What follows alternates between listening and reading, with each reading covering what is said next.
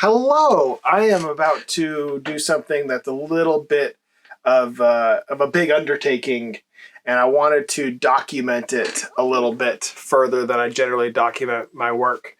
I am about to work on, you can kind of see it there, it's going to be a reductive print of a super cat, and it's going to be done in 5 different colors. I have about 2 weeks to do it, which is going to be a little bit of a challenge because of ink drying times and stuff.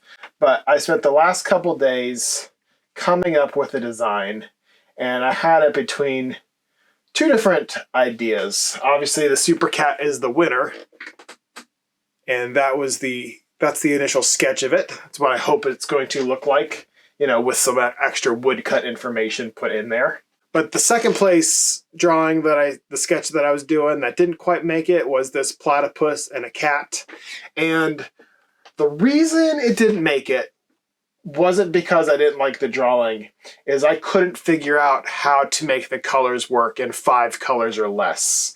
Since I only have a short condensed period of time, and ink drying is kind of the biggest thing that's the limiting factor in me creating this work, I feel like this piece would have worked better smaller and with more colors, and that doesn't work for this project. So Super Cat is the winner, and I'm going to start carving on this block. I'm going to carve away anything that I need to be white in the final image. So what that's going to be is, it's the belly, it's the feet, it's the mouth, or it's the eyes, it's the paw areas. Anything that's going to be white in the final needs to get carved away so I can print the first color tomorrow, get ink on paper, and let it dry properly so I can get 2 layers of ink on next week. Fingers crossed. That's my goal. All right, first thing bright and early, I'm back down in the studio, and I've got all of the white areas of the block carved out. I hope. I've double checked. I think they are. And I've got a jig on the press bed. Let me show you that. All right, so this is my little printing jig. It's a piece of chipboard, and I've got pieces of wood taped and glued down all over on the edges of the board. So the board does not shift at all. There's no movement. I can push it up, left, right. The board doesn't move. So I know that I'm putting down the piece of wood, the printing block, in the same spot every time I put this on the press bed. I've got this piece of wood right here that helps drive the print through the press as I'm pulling it. I've got registration tabs at the top, which are taped down, which allow me to put the piece of paper in the same spot every time. And I've got paper, which clicks into the registration tabs. Boop, boop.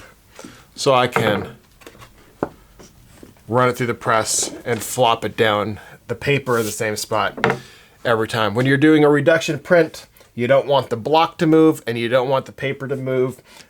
The registration tabs help me to keep the paper in the same place, and all of these little stoppers help me to keep the block in the same place. Now all that's left is for me to mix up the first color. The first color is going to be mostly white with a little bit of pink. I'm going to use that mostly for texture in the block. There's not going to be a whole lot of spaces in the actual form. It's going to be for that have that light pink. It's going to be mostly for background elements, just to add a little bit of texture to the whole image. So I grab my white, plop some down. I honestly don't know how much ink this is going to take, so I'm going to get a good amount of white. I can always make more, right? And then I grab some red, and this one is brand new, so I'm going to have to take the tape off. I don't keep that. Some people do, but I don't keep that. I go through ink so quickly. Take the lid off. There's a little piece of wax paper on the top of the ink to keep it from getting a skin while it's in the can. I'm going to take that off too. Normally I would just kind of scrape that into the ink, but I don't want that much red today, so I'm just going to take a little bit of red, put it down, and I'm going to just go and throw that wax covering back on. I feel like I got too much red. I can always add more red. You add the color to the white. I'm going to put a little bit of dryer in the ink to make it not take 5 days to dry. And now I'm gonna mix the ink.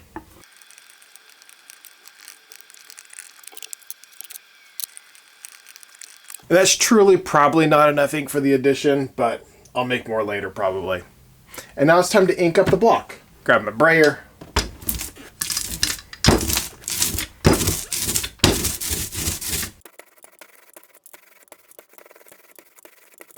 And put the ink on the block. Here we go.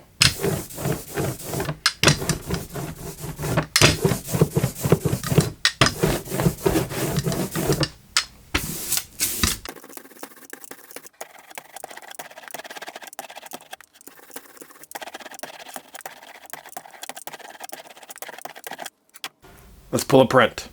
I keep my paper up here on the top of the press, so that's kind of blocking a little bit right now. I've got my paper already on the block. You saw me add that.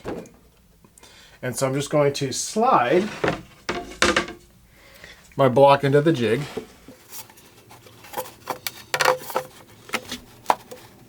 We're going to make sure that the block is down. And I'm going to send it through the press. Now let's see what we have.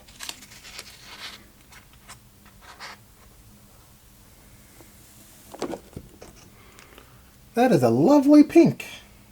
I love it. All right, time to print the full edition. All right, so I've got the rest of the edition printed. I've got 31 sheets of paper that I'm printing on.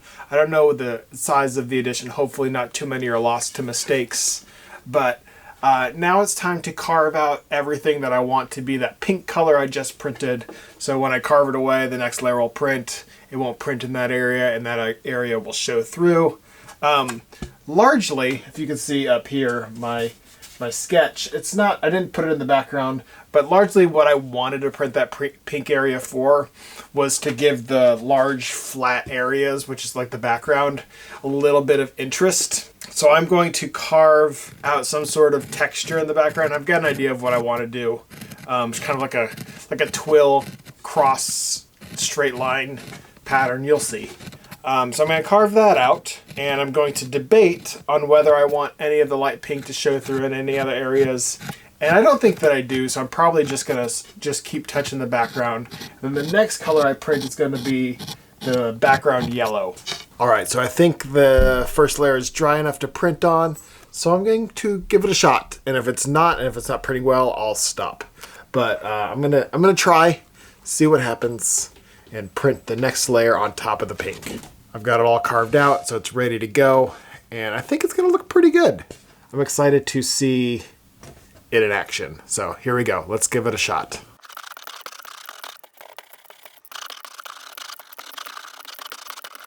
And I do everything the same way as the last time. I'm going to first put a piece of paper on my jig. I'm going to lock it under the roller. I'm going to slide a folded piece of paper under here so I can grab cleanly. Take the block, slide it into place. Make sure the block is down, and run it through the press. And now let's take a peek of the light yellow layer, layer number 2.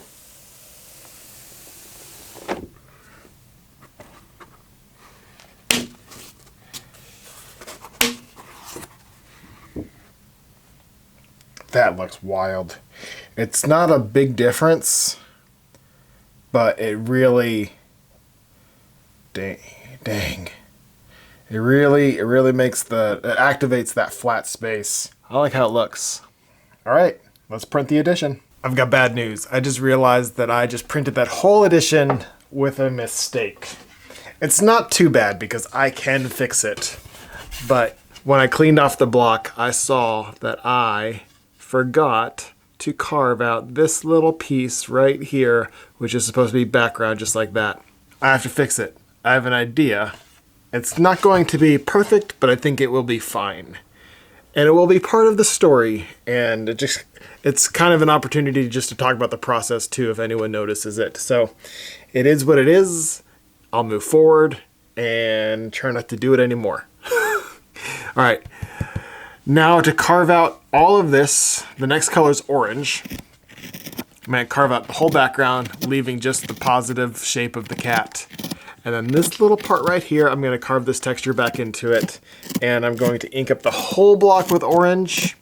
And then this little corner, I'm going to ink up with the first pink color, just to add that pink and yellow combination to that corner too. It'll be reversed, but I don't think anyone will notice. It's very, very subtle anyways, so I think it'll be fine. All right, let's carve this one out. All right, layer 3 is going down, and it's going to be a little bit of the revisit from the pink from layer 1, and then the new color, orange, for layer 3. I told you I made a little bit of a mistake. This bottom corner, I forgot to carve out. It needs a little pink down there. It's going to be reversed, but hopefully it's not noticeable. So this little corner here is going to be inked up with pink, and the rest of the block is going to be inked up with orange. And the only reason that works is because this whole area is going to be red or black, and none of the orange is going to show through over here because the orange is going to be the cat areas. So I'm allowed to do a little bit of cheating here. All right, pink and orange for the rest of it. And just like before, let's plop the paper on the press, leave my little protective sheet there, lock it in, lift up the paper, and slide the block into place, and send it through the press. Here we go. And now it's time to take a peek. Let's see what we got.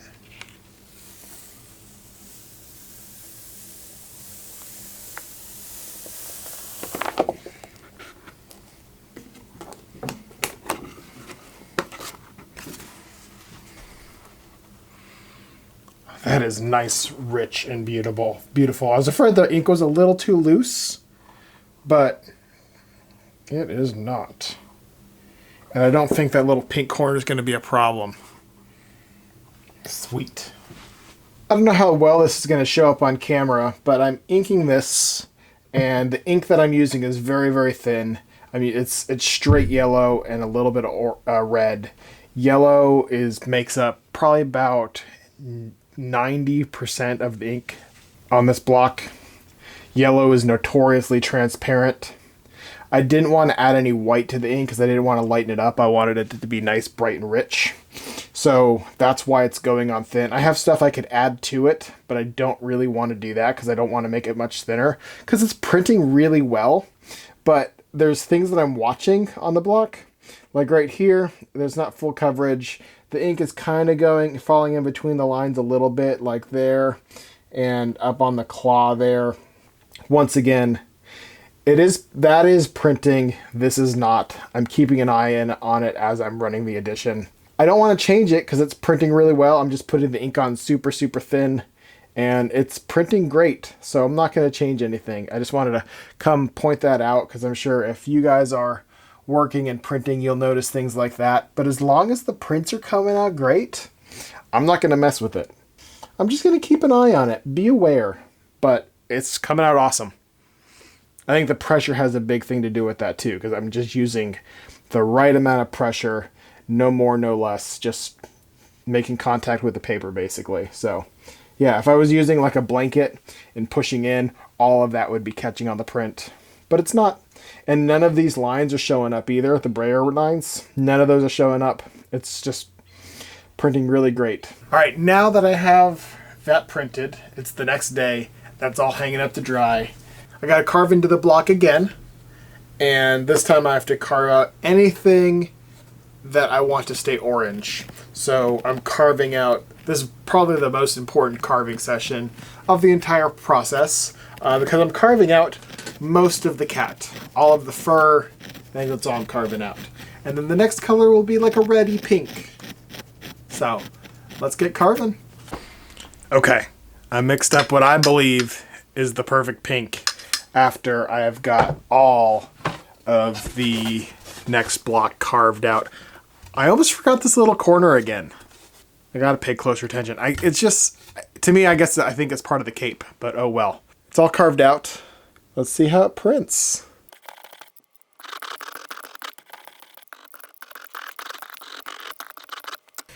And just like every color before it, I take the previous print, flop it over, lock it into place using my pins, and lock it under the press. Slide the pink block in. All right, moment of truth. Let's see.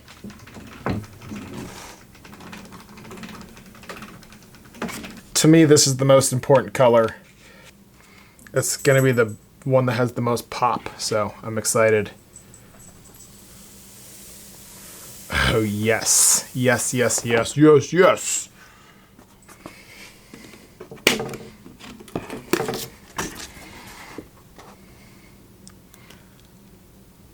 There we go. Yes.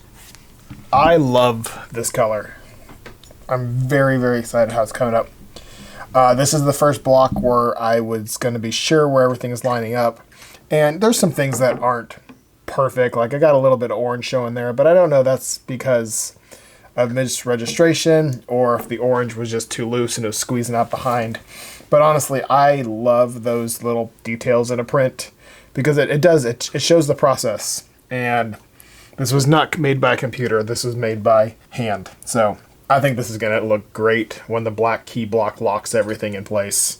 I love that color. So, all right, let's print the edition. That looks phenomenal. So excited. Cool, cool, cool. And finally, the last layer. It's time to carve out everything that I want to stay red, which is basically the cape and then the inside of the C and tongue, nose, ears, paw pads, all that kind of stuff. All right, let's carve.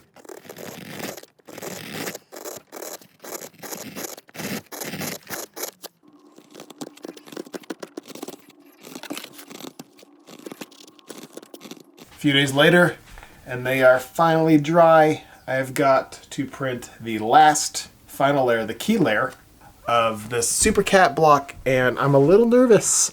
Hopefully it looks good, all this work leading up to this moment. We'll see if it turns out how I pictured it. Only one way to find out.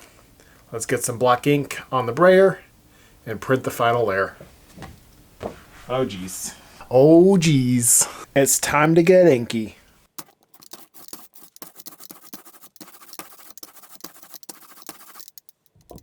And the final block is all carved up.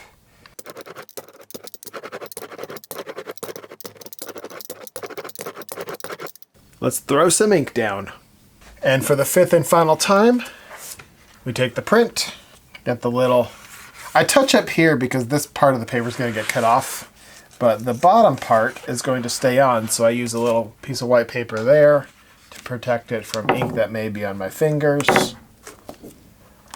Put the block under the press, lock it in place, and get ready to print.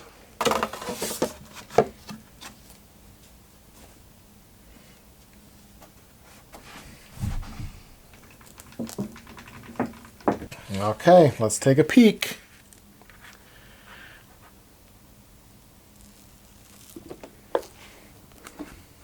This one I knew was a little misregistered, which is the reason I have it printed first. But you know, it's not half bad. It's not as bad. The registration's not on this one's not as bad as I thought it was going to be. But there it is. Super Cat. I like it. I like it.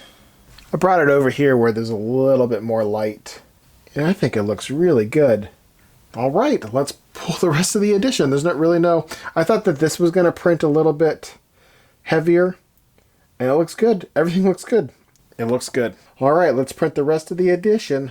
All right, it is now Monday morning. And the last time I spoke to you was Thanksgiving. So that's what, like 3 or 4 days ago? And the prints are dried. I cut off the top part that held the tabs.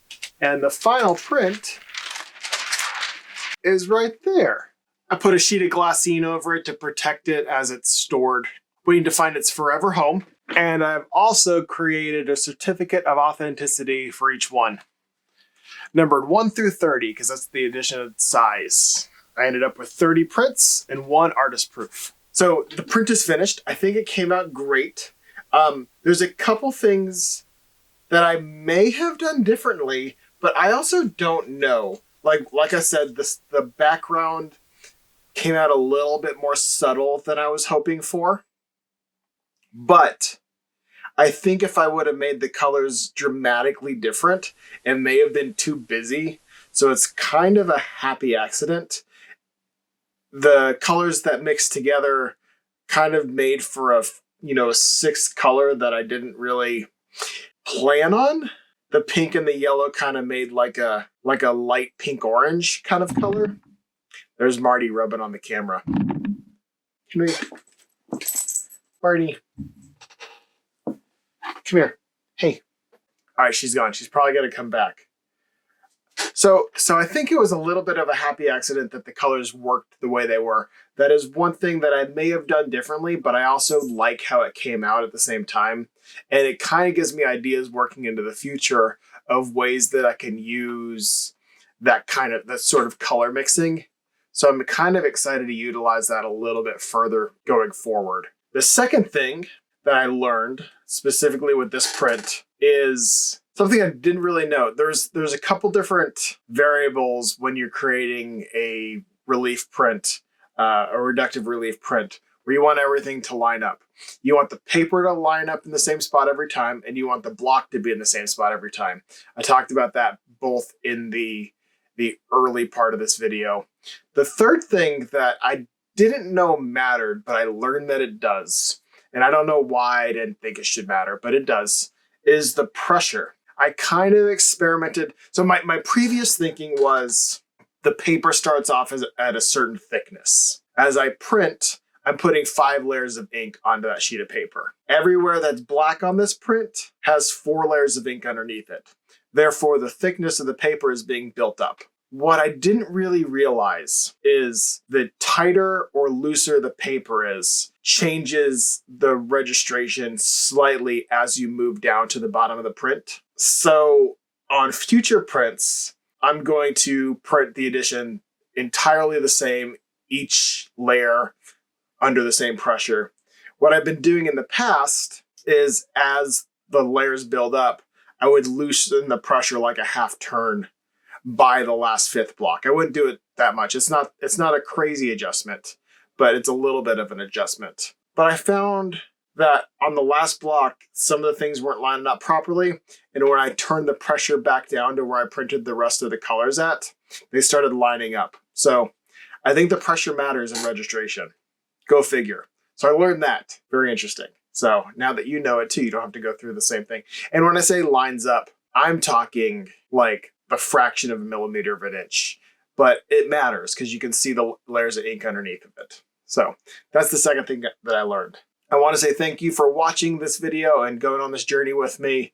I know that this video is probably pretty long. I haven't edited it yet, but it's probably pretty long and probably pretty technical. And it's only interesting if you are interested in printing reductive relief prints like I am. So thanks for watching this far. Hopefully you enjoyed the print that was produced, and I'll see y'all later. Thank you guys for watching. Talk to you later.